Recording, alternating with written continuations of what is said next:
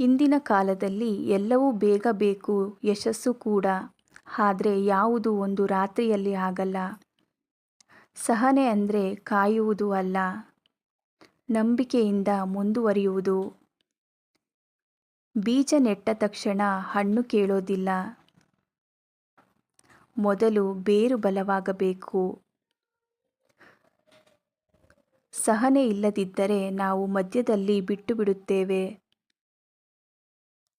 ಸಹನೆ ಮನಸ್ಸಿಗೆ ಸ್ಥಿರತೆ ಕೊಡುತ್ತದೆ. ಆತುರ ತಪ್ಪು ನಿರ್ಧಾರ ಕೊಡುತ್ತದೆ.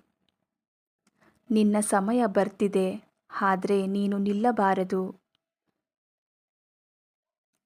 ಸಹನೆ ಅಂದ್ರೆ ಸೋಲನ್ನು ಒಪ್ಪಿಕೊಳ್ಳುವುದು ಅಲ್ಲ, ಪ್ರಕ್ರಿಯೆಯನ್ನು ಒಪ್ಪಿಕೊಳ್ಳುವುದು.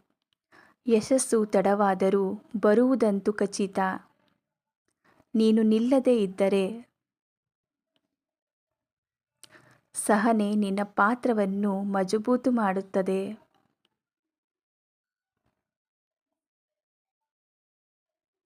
ಬೇಗ ಬೇಡ, ಸರಿಯಾಗಿ ಬೇಕು.